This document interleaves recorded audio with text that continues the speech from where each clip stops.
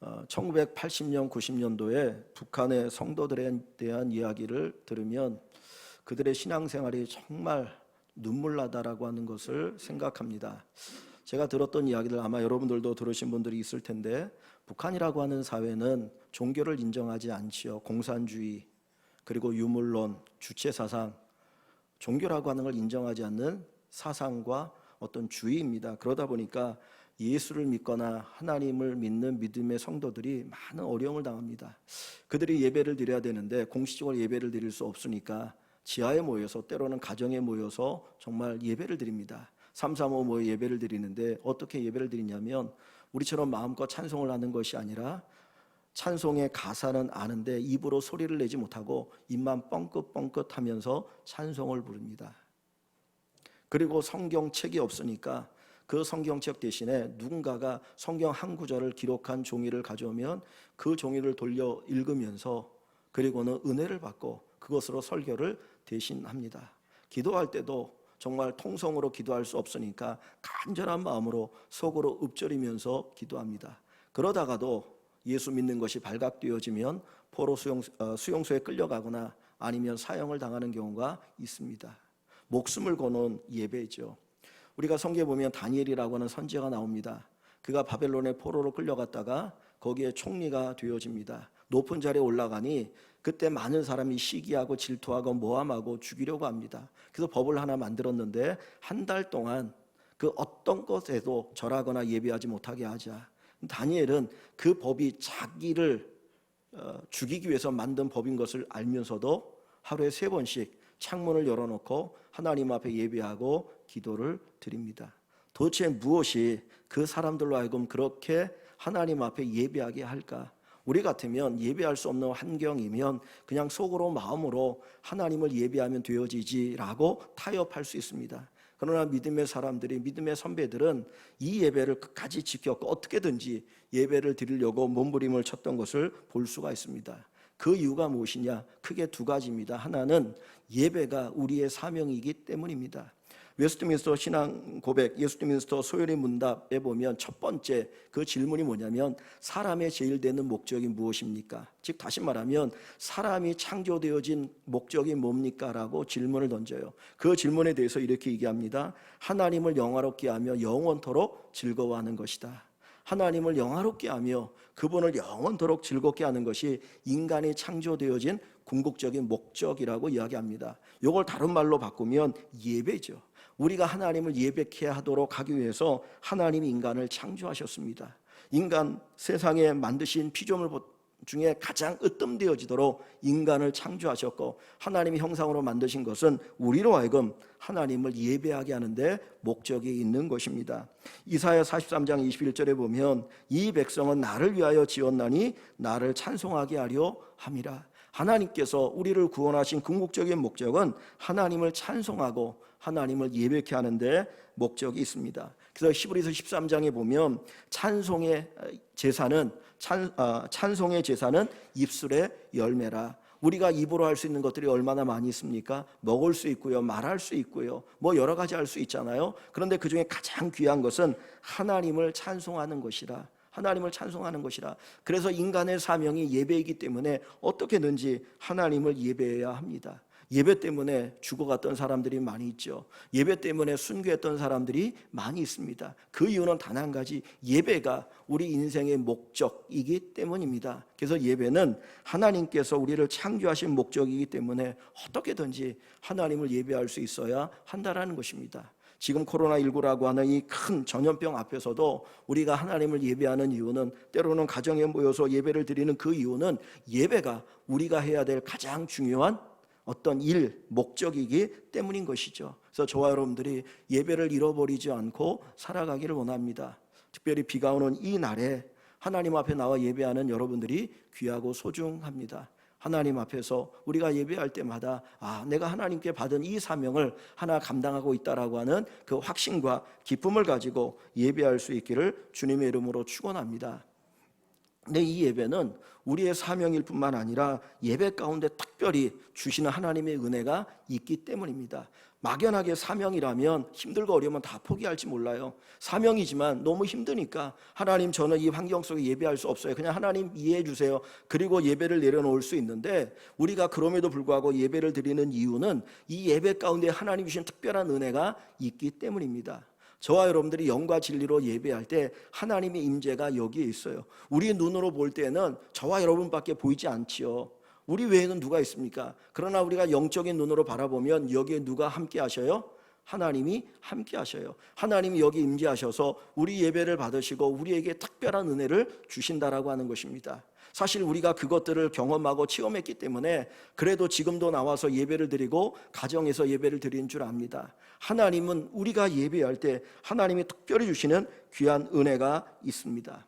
저는 새벽 기도를 드릴 때마다 나오시는 한 분 한 분이 정말 너무나 귀하고 소중하게 느껴집니다. 정말 너무나 감사합니다. 목사가 설교할 수 있고 그 설교를 들어주는 성도들이 있다는 것 자체가 귀하고 소중하죠. 그러나 그것을 뛰어넘어서 새벽에, 이른 새벽에 잠에 깨어서 성전에 나와서 함께 기도하는 그 한 분 한 분이 얼마나 귀한지 몰라요. 하나님께서 얼마나 기뻐하실까. 하루의 첫 시간을 기도로 시작하고 예배로 시작하는 것 하나님이 얼마나 귀하게 여기실까. 사실 사람들이 저와 여러분들에게 돈을 주면서 내가 이렇게 돈을 줄 테니까 나를 위해서 기도하기 위해서 새벽에 나와서 기도하십시오, 그러면 하겠습니까?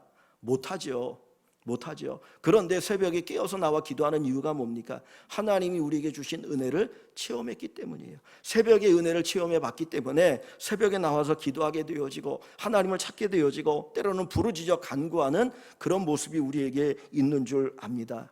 하나님은 예배하는 사람들에게 은혜를 주셔요. 이 은혜는 체험해 본 사람만이 압니다. 아무리 말을 많이 해도 먹어보지 않으면 맛을 모르잖아요. 뭐 단맛이 있다, 신맛이 있다, 맛이 오묘하다, 그 얘기를 들어도 한번 맛보는 것 외에는 경험할 수가 없습니다. 그런데 예배 가운데 주시는 하나님의 특별한 은혜가 있기 때문에 우리들이 나와서 예배 드리는 것 아닙니까? 사랑하는 성도 여러분들이 예배들을 드릴 때마다 하나님 주신 특별한 은혜가 있기를 주님의 이름으로 축원합니다. 오늘 우리가 읽은 이 본문은 이사야라고 하는 선지자가 성전에서 체험한 놀라운 신비를 보여주고 있습니다. 이사야는 선지자입니다. 선지자가 종종 하는 일은 어떤 사람들 앞에서, 대중 앞에서 하나님의 뜻을 선포하는데 죄에 대해서 심판의 메시지를 많이 전하게 됩니다. 그래서 너희가 죄를 지었다, 회개하라, 그렇지 않으면 하나님의 진노가 임할 것이다 라고 하는 그런 메시지를 많이 전하게 되는데, 이 선지자가 성전에 들어왔습니다. 일반적으로 우리가 성전에 오는 이유가 뭡니까? 한 가지죠. 하나님을 예배하기 위해서. 그러니까 이사야 선지자도 하나님을 예배하기 위해서 성전에 왔던 거예요. 그런데 그 예배하는 중에 하나님께서 놀라운 신비적인 은혜를 주셨습니다. 그 은혜를 체험하고 그 은혜의 체험에 대한 이야기가 오늘 본문에 기록되어 있습니다. 하나님이 이사야 선지자에게, 예배하는 이사야에게 주신 첫 번째 은혜가 뭐냐면 하나님의 영광을 보는 거였어요. 자, 어디를 보시냐면 1절에서 3절 말씀 한번 같이 읽어봅니다. 1절부터 3절 같이 읽습니다. 우시야 왕이 죽던 해에 내가 본즉 주께서 높이 들린 보좌에 앉으셨는데 그의 옷자락은 성전에 가득하였고 스랍들이 모시고 섰는데 각기 6날개가 있어 그 둘로는 자기의 얼굴을 가리었고 그 둘로는 자기의 발을 가리었고 그 둘로는 날며 서로 불러 이르되 거룩하다 거룩하다 거룩하다 만군의 여호와여 그의 영광이 온 땅에 충만하도다 하더라. 이같이 화답하는 자의 소리로 말미암아 죄송합니다. 3절까지 보시면 여기 보니까 이사야 선지자가 보았던 것이 뭡니까? 성전에서 뭐를 보아요? 하나님의 영광, 하나님의 형상을 보았던 것이죠. 그런데 하나님이 보여주신 그 하나님의 형상은 뭘로 표현할 수 있냐면 왕의 모습으로 표현할 수 있어요. 다시 1절을 한번 보시기 바랍니다. 우시야 왕이 죽던 해에 내가 본즉 주께서, 주라는 말은 하나님이라는 말이에요. 하나님께서 높이 들린 보좌에 앉으셨는데, 보좌는 누가 앉는 자리입니까? 왕이 앉는 자리죠. 옛날에는 왕이 보좌에 앉는데 그 보좌가 어느 정도 높은 보좌면 높이 들린 보좌라고 그랬어요. 그러니까 이 세상에 있는 그 보좌와 비교할 수 없는 높은 보좌에 하나님이 앉아 계시고 그분의 옷자락이 어디를 가득하게 하였습니까? 성전에 가득하였다 그랬어요. 그 왕의 옷으로 성전을 가득 덮을 만큼 아주 위엄 있고 위대한 왕의 모습으로 이사야 선지자에게 찾아오신 것입니다. 그가 예배할 때, 예배를 드릴 때 이사야 선지자는 누가 왕이라는 것을 체험합니까? 하나님이 온 세상의 왕이시라는 것을 체험하게 되어져요. 그런데 이 사실이 중요한 이유가 뭐냐면 다시 1절을 보십시오. 이사야 선지자가 성전에서 예배 가운데 이 하나님이 영광을 본 때가 어느 때입니까? 누가 죽을 때? 우시아 왕이 죽던 해에 그랬어요. 우시아 왕이 죽던 해에, 우시아라고 하는 왕이 죽을 때에 이사야 선지자가 성전에서 예배를 드리다가 이 하나님의 영광을 보게 됩니다. 이 유다라고 하는 나라, 이스라엘이라고 부르기도 하고 유다라고 부르기도 하는데, 이 이스라엘이라고 하는 나라는 우리나라하고 너무 지형적으로 비슷해요. 남과 북이 나누어졌죠. 우리나라도. 이 이스라엘도 남과 북이 나누어집니다. 다윗 그리고 솔로몬, 그리고 솔로몬의 아들이 르호보암인데, 르호보암이 왕이 됐을 때 남북이 이렇게 나눠져요. 그래서 남쪽을 유다라고 부르고 북쪽을 이스라엘이라고 부릅니다. 남쪽이 유다고 북쪽이 이스라엘이요. 그러니까 이 두 나라가 이 나눠져서 끊임없이 대립을 하는 거예요. 때로는 좋은 관계를 맺을 때도 있지만 계속해서 적대적인 관계를 맺고 살아갑니다. 그러니까 우리나라 지금 남북과의 관계와 비슷해요. 그런데 그 주변은 또 열강들이 가득했습니다. 그래서 이 동쪽에는 아시리아, 성경에는 아수르라고 얘기하자면 아시리아, 바벨론이라고 하는 나라가 아주 강력한 힘을 가지고 있고요. 남쪽에는 애굽, 이집트라고 하는 힘이 강력한 힘을 가지고 끊임없이 이 위협적인 존재가 되어지는 거예요. 그러니까 남유다 입장에서는 엄청난 위협 속에서 살아가고 있는 거죠. 오늘 우리나라 비슷한 그런 구도 속에 있는 겁니다. 그런데 이 우시아라고 하는 왕은 아주 뛰어난 왕이었기 때문에 그 어려움들을 잘 극복하고 오히려 점점점 세력을 확장시켰어요. 그러니까 국가가 부강하고 경제적으로, 정치적으로, 군사적으로 부강하다 보니까 이 우시아 왕 때는 태평성대가 이루어지면서 모든 사람들이 좋아했습니다. 그런데 이 우시아가 갑자기 나병이 걸린 거예요. 문둥병이라는 병을 걸려서, 성경에 보면 문둥병 걸린 사람은 사람들과 함께 있을 수가 없으니까 이 우시아 왕이 어디에 들어갔냐면 별궁에 혼자 거기에 거처하며 살아가게 됩니다. 그러니까 왕이 통치를 할 수 없어요. 그래서 그 아들 요담이라고 하는 왕자가 아버지를 대신하여 통치를 하게 되니까 점점점 나라의 구군이 어떻게 됩니까? 쇠하여져 가는 거예요. 이사야의 마음속에는 우시아가 회복되어서 이 나라를 다스리길 원하는 겁니다. 우시아가 어떻게 보면 유다의 희망인 거죠. 그런데 그 우시아가 갑자기 죽게 되니까 이사야 선지자 의 생각에는 이 국제적인 정세 속에서 우리나라가 어떻게 되어질까 걱정이다. 훌륭한 왕, 정말 어떤 힘을 가지고 있는 그 왕, 아주 똑똑한 왕이 이 나라를 다스려야 되는데 이제 큰일 났다라고 하는 생각을 갖게 됩니다. 그때 하나님께서 이 예배 가운데 이 이사야 선지자에게 보여주신 것은, 야, 우시아가 너희를 다스리는 것이 아니라 나 여호와가 온 세상의 왕이다. 내가 너희를 다스리고 내가 너희를 지키고 너희를 보호할 것이라고 하는 하나님의 어떤 환상을 보여주고 계시는 거예요. 그러니까 이 영광은 단순히 하나님이 얼마나 위대한 분이다가 아니라 너희가 겪어낸 이 어려움을 극복할 수 있는 힘을 나 여호와가 너희에게 준다라고 하는 것을 말씀하고 있습니다. 그래서 이 천사들이 하나님을 찬송할 때에 3절에 보면 어떻게 찬양하고 있습니까? 자, 하나님에 대한 호칭이 나오는데 3절 한번 같이 볼까요? 다시. 서로 불러 이르되 거룩하다 거룩하다 거룩하다 만군의 여호와여, 그의 영광이 온 땅에 충만하도다. 자칫 잘못하면 유다라고 하는 땅에 머물러 계시는 하나님으로 생각할 수 있는데, 이 이사야가 발견한 하나님은 어떤 하나님이요?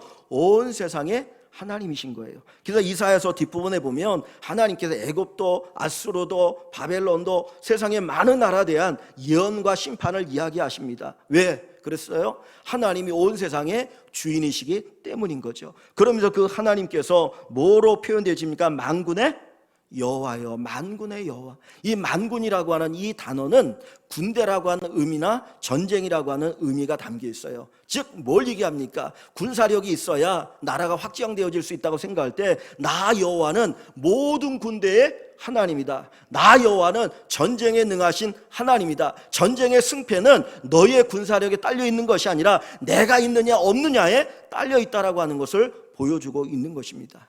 그러니까 가장 힘들고 어려울 때 이사야 선지자가 예배를 드리면서 하나님의 영광을 보았고, 그 하나님이 나의 하나님이 온 세상의 왕이신 하나님을 보았던 거예요. 코로나19라고 하는 이 어려움 속에서 우리가 새롭게 체험해야 될 것은 이 만군의 여호와이신 하나님입니다. 우리는 예배 가운데 살아계신 하나님, 전능하신 하나님, 온 세상을 창조하시고 다스리신 하나님을 새롭게 만나기를 원합니다. 하나님은 온 세상의 왕이셔요. 지금도 이 세상을 다스리시고 여러분들의 힘과 능력을 더하여 주실 줄 믿습니다.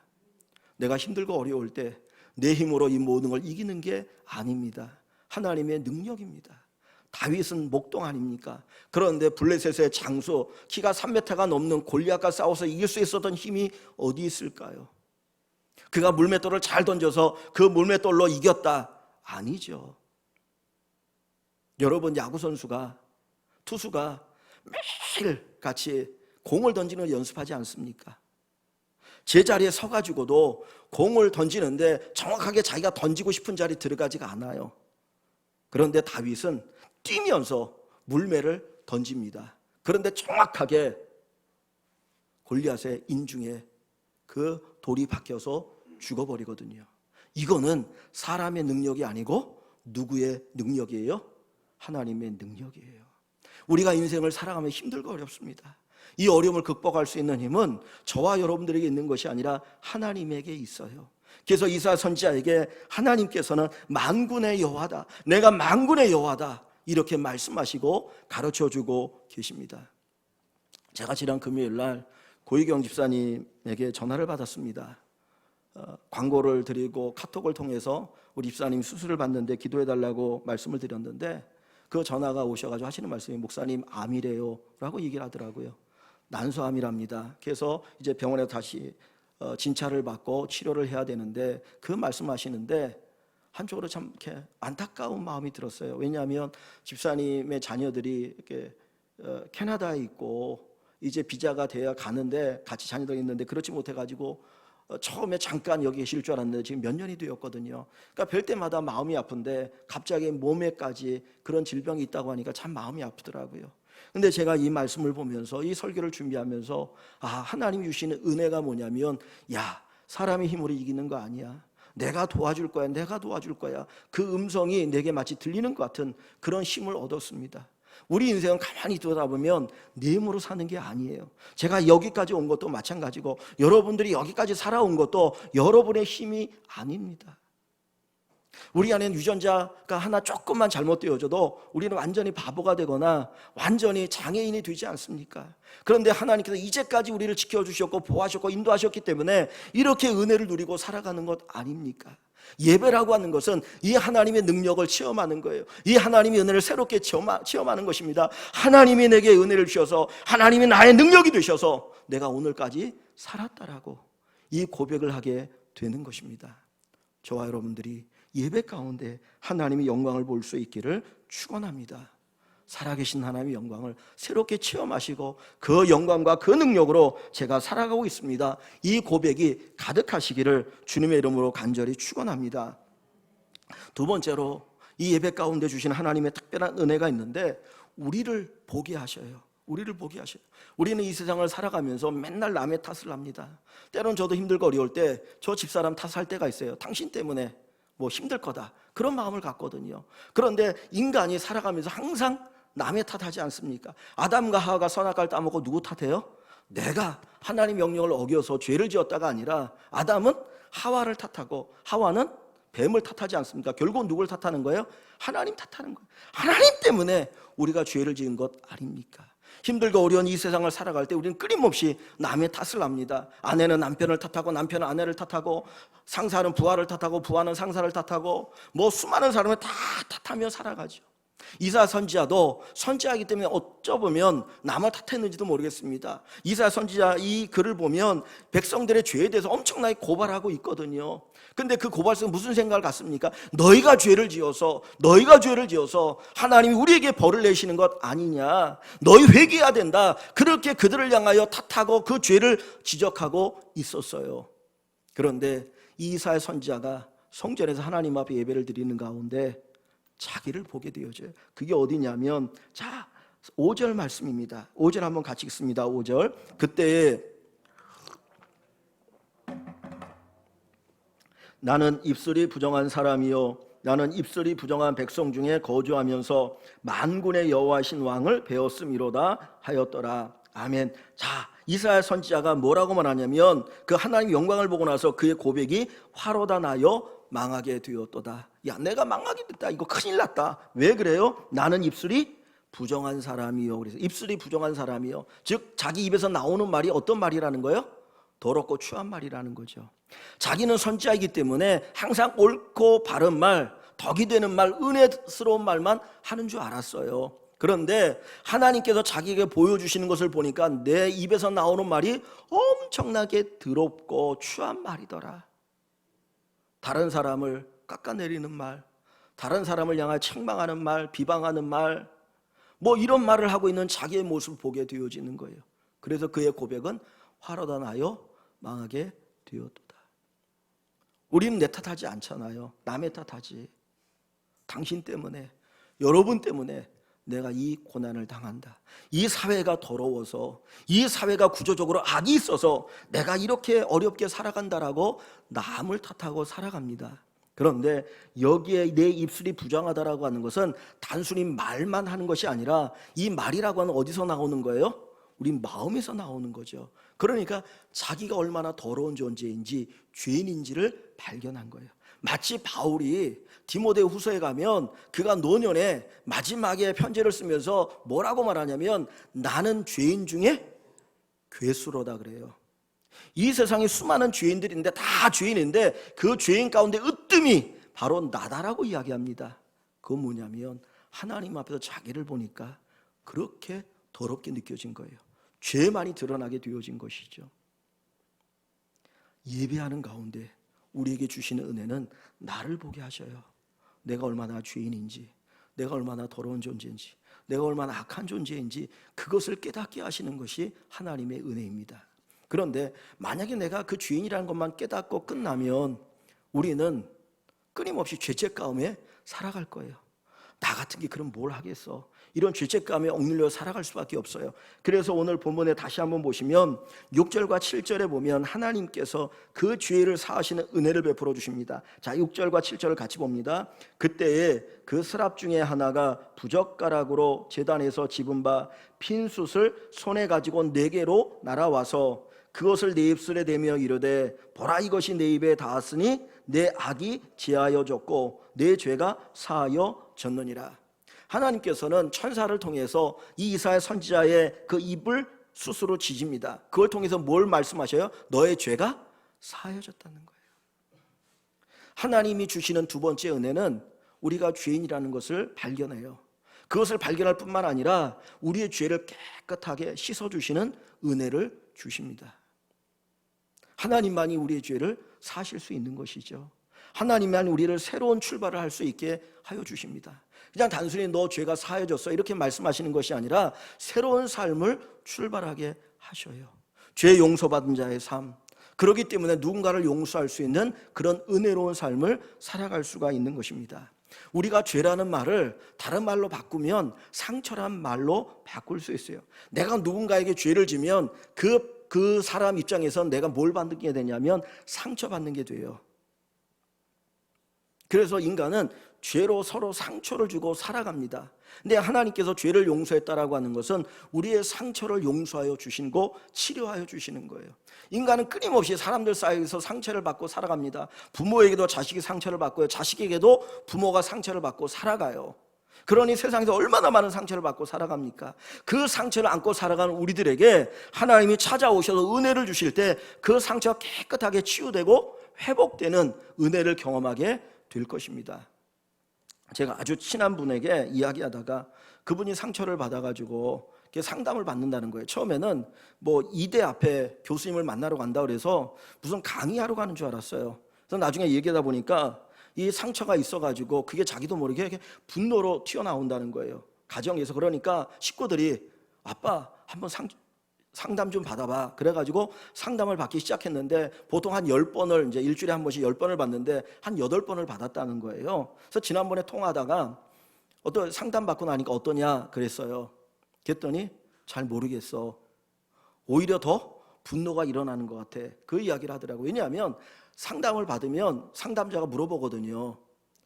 이제 뭐 때문에 했느냐, 그리고 그 전에 일어났던 일들을 이야기하라고 그러는 거예요. 근데 사람이 내가 경험했던 걸 자꾸 이야기하면 그 이야기하는 가운데 뭐가 또 일어납니까?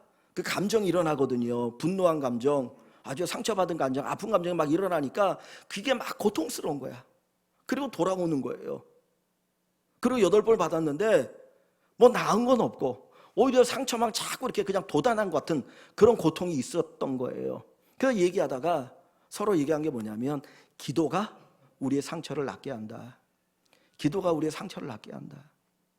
예수님께서 야, 너희를 사랑하는 자만 사랑하면 뭐하냐, 세례들도 그런 사랑을 한다라고 얘기하시고, 그러면서 원수를 사랑하고 너희를 박해하는 자를 위해서 기도하라 그래요. 근데 여러분, 나를 미워하고 나를 박해하는 사람, 나에게 해를 끼치는 사람을 위해서 기도하는 게 쉬운가요? 어려운가요? 어려워요. 처음에는 기도하려고 그러면 목이 이렇게 딱 막혀가지고 나오지도 않아요. 근데 그걸 이기고 한 번 기도하면 2번 기도하게 되고 2번 기도하면 3번 기도하게 되고 그 사람에서 기도하 보면 그 사람이 어떻게 느껴지냐면 불쌍히 여겨지게 돼요. 그 사람이 이해가 되고 그 사람이 불쌍하게 여겨지게 되어지고, 그런 결국은 용서하게 되어져요. 용서라고 하는 것은 그 사람으로부터 내가 자유로워지는 거예요. 그러니까 상처가 치유되고 회복되는 은혜가 있게 되어져요. 하나님께서는 우리가 예배를 드릴 때에 이 은혜를 주십니다. 하나님의 은혜가 우리 안에 임하니까 누군가를 불쌍히 여기는 마음을 갖게 되지고 용서하는 마음을 갖게 되고, 그리고 나서 무엇보다도 나의 상처와 아픔이 치유되어지는 놀라운 축복을 경험하게 되는 거예요. 다윗에게 평생의 원수는 누구였습니까? 사울이었어요. 근데 그 사울은 다윗과 어떤 관계입니까? 다윗의 장인이죠. 사울 왕은 다윗의 장인이잖아요. 그런데 이 다윗이 하나님께 기름 부음 받은 후부터 사울은 어떻게든지 그 다윗을 죽이려고 합니다. 참 이해가 안 돼요. 왜냐하면 다윗이 자기 사위니까 왕권이 사위인 다윗에게 넘어가도 되잖아요. 그런데 이 사울은 악착같이 자기 아들 요나단에게 왕권을 넘겨주려고 하다 보니까 그렇게 다윗을 미워하는 겁니다. 저놈이 언젠가는 왕권을 빼앗을 텐데. 그래서 끊임없이 군사들을 보내서 죽이려고 합니다. 근데 다윗 입장에서는 내가 왕이 되겠다고 한 번도 나선 적도 없고 국가를 위해서 그리고 왕을 위해서 그렇게 충성하는데 끊임없이 쫓겨다니면서 죽음의 위협을 겪으니까 얼마나 고통스러워요. 그 고통의 이야기가 시편에 쭉 기록되어 있고요, 시로 표현되어 있고 사무엘상에 표현되어 있거든요. 근데 나중에 사울 왕이 블레셋과의 전쟁에서 죽고 난 다음에 가장 애통했던 사람이 누굴까요? 다윗이었어요. 이스라엘의 용사가 죽었도다. 눈물을 흘리면서 가장 가슴 아파합니다. 그 이유는 상처가 다 치유되었다는 거예요. 하나님 앞에서 예배하는 가운데, 기도하는 가운데 그 사울을 위해서 기도하고 때로는 탄식기도 하죠. 하나님, 나는 저 사울 때문에 못 살겠습니다. 내가 사위인데 왜 나를 죽이려고 합니까? 하나님이 어떻게 해결해 주십시오. 뭐 그렇게 땡깡도 부리고 뭐 기도하는 가운데 하나님이 그의 마음을 싹 씻어주시니까 상처가 씻어지고 회복되어지면서 그를 위해 눈물을 흘릴 수가 있었던 거예요. 예배할 때 하나님이 주시는 이런 은혜가 있습니다. 여러분, 누구 미워하는 사람이 있습니까? 보기 싫은 사람이 있습니까? 예배 가운데 그분을 위해서 한번 기도해 보십시오. 하나님, 내가 하나님 앞에 죄인인 것처럼, 내가 하나님 앞에 큰 죄인인 것처럼, 저 사람도 내가 생각할 때는 큰 죄인인 것 같은데 하나님 너무 괴롭습니다. 하나님, 이 괴로움을 어떻게 씻어줘야 되지 않겠습니까? 그러면서 그 사람을 위해서 기도하시기 바랍니다. 하나님이 자유케 하시고 치유하신 귀한 은혜가 있게 됩니다.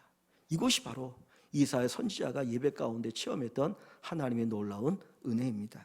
마지막 3번째로 이사야 선지자가 체험했던 하나님의 큰 은혜는 하나님의 마음을 아는 거였어요. 그가 예배를 드릴 때 하나님께서 그의 마음을 보여주십니다. 자, 어디를 보시냐면 8절을 봅니다. 8절 말씀 같이 한번 읽어봅니다.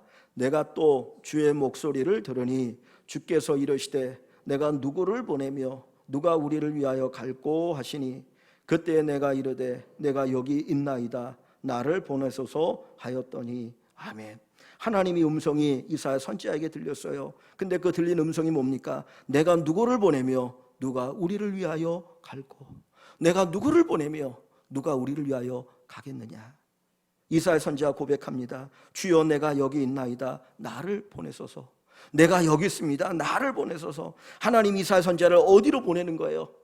유다 백성들에게 보내는 겁니다. 죄 짓는 그들에게 이사야 선지자를 보내서 그들에게 뭘 얘기합니까? 회개하고 돌아오라, 회개하고 돌아오라. 하나님의 마음을 전하는 겁니다. 에스겔 선지자가 쓴 글에 보면 에스겔은 뭐라고 말하면 하나님이 이런 얘기하셔요.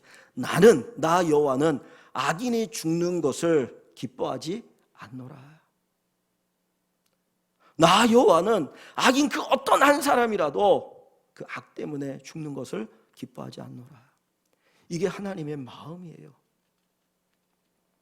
하나님은 아무리 악한 사람이어도, 하나님을 대적하는 사람이어도 그가 회개하고 구원받기를 원하셔요. 그래서 그 일에 이사야 선지자를 보내는 겁니다. 그래서 이사야 선지자가 하나님의 마음을 품고 백성들에게 가게 되어지죠. 그래서 이사야 선지자가 그 백성들에게 복음을 전하고 하나님의 마음을 전하는데 이사야 40장 이하에 보면 하나님의 긍휼에 대한 이야기가 기록되어 있어요. 하나님이 이스라엘을 얼마나 불쌍히 여기는지, 하나님 그들을 얼마나 사랑하는지 그 마음이 적나라하게 표현되어져 있는 것이 이사야 40장 이하의 내용입니다. 그런데 전설에 의하면 이사야 선지자가 어떻게 죽었다라고 이야기하느냐? 토백혀 죽였다라고 이야기합니다. 이 우시야, 요담, 그리고 흘러서 히스기야라는 왕이 있고 그 다음에 므낫세라고 하는 왕이 있어요. 히스기야는 신실한 왕이 있는데 므낫세는 아주 악한 왕입니다. 그런데 이사야 선지자가 하나님 말씀을 전하니까 그거 듣기 싫다고 잡아다가 톱으로 켜서 죽여요. 자기의 목숨을 바치면서까지 하나님의 마음을 전하려고 했던 것이 이사야 선지자입니다. 우리가 예배 가운데 하나님의 은혜를 받으면 우리의 마음이 하나님의 마음을 알게 되어지고 그 마음을 닮아가게 됩니다. 요한복음 3장 16절 하나님이 세상을 이처럼 사랑하사 독생자를 주셨으니. 아주 짧은 구절이지만 여기는 하나님의 마음이 얼마나 큰지를 보여줍니다. 세상을 사랑하셔서, 죄 짓는 세상을 사랑하셔서 하나님의 아들 예수를 보내셔서 십자가 달려 죽게 하시면서까지 어떻게든지 구원하려고 하는 하나님의 마음, 하나님의 사랑을 볼 수가 있죠. 이것을 누가복음에는 탕자를 기다리는, 집 나간 아들을 기다리는 그 아버지의 마음으로 보여줍니다. 날마다 하나님은 한 사람 한 사람이 돌아오기를, 그들이 돌아오기를, 그들이 회복되어지기를 기다리는 그 마음을 가지고 계시는데 예배 가운데 우리가 그 마음을 경험하기를 원합니다. 슈바이처는 의사이기도 하지만 신학자예요. 그가 평생 아프리카에서 가난하고 병들고 힘든 사람을 위해서 그가 헌신 봉사할 수 있었던 이유는 한 가지, 하나님의 마음을 알았기 때문입니다. 그 하나님의 마음을 알았기 때문에 내가 그 마음을 가지고 그곳에 가서 그들을 위해서 돌아보았던 것입니다. 어떤 기자가 이 슈바이처 박사가 기차를 타고 온다는 소식을 듣고 그 사람을 만나기 위해서 기차에 탔어요. 그리고는 슈바이처 박사를 찾아봅니다. 1등간부터 시작해가지고 어디에 있을까 쫙 찾아보는데 없는 거예요. 1등간에도 없고 2등간에도 없고 맨 마지막에 하니까 제일 낮은 등급에 거기에 슈바이처 박사가 있었어요. 그런데 거기서 뭐 하고 있었느냐? 그 아픈 사람들을 치료하고 있었던 거예요. 진료하고. 이게 하나님의 마음이죠. 우리가 하나님의 마음을 알게 되어지면 그 마음을 가지고 살아갑니다. 이 세상에 사람들은 하나님을 몰라요. 그러나 저와 여러분들이 하나님의 마음을 가지고 살아가는 가운데 세상 속에 하나님이 어떠한 분인지를 보여줄 수 있기를 소원합니다. 예배 가운데 하나님의 영광이 있습니다. 예배 가운데 하나님의 치유가 있습니다. 예배 가운데 하나님의 마음의 전이가 우리에게 일어납니다. 그래서 우리 믿음의 선배들이, 수많은 믿음의 사람들이 어떻게든지 하나님 앞에 예배하기를 갈망하였고 그 예배의 삶을 살았던 것입니다. 우리는 운동이 얼마나 좋은지를 압니다. 사실 운동이 좋은 거 모르는 사람 없잖아요. 그런데도 불구하고 운동을 잘 안 해요. 왜냐하면 습관이 되지 않았기 때문입니다. 우리가 단순히 아는 것이 중요한 것이 아니라 그것이 우리의 몸에 습관이 되는 것이 중요합니다. 예수님께서도 기도하실 때 습관을 쫓아 감람산에 가셔서 기도하셨다라는 말씀이 성경에 많이 기록되어 있어요. 그것은 습관이 그만큼 중요하다는 것입니다. 우리 예배가 습관이 되기를 원합니다. 습관이 되기를 원합니다. 이렇게 중요한 예배, 우리의 사명이고 하나님의 특별한 은혜가 임하는 예배라면 이 예배가 우리의 습관이 되어서 정말 다른 그 어떤 것보다도 우선순위에 놓고 하나님을 예배하고 하나님의 은혜를 경험하기를 원합니다. 지금 이 어려운 현실 속에서 우리가 더욱더 필요한 것은 하나님의 은혜입니다. 하나님, 우리에게 은혜를 주소서, 우리에게 은혜를 주소서, 우리를 긍휼히 여기소서. 근데 특별히 예배 가운데 하나님의 긍휼의 은혜가 있기를 원합니다. 이 고백이 저와 여러분들에게 간절하셔서 하나님 주신 놀라운 축복, 하나님 놀라우신 은총이 충만하시기를 주님의 이름으로 간절히 축원합니다.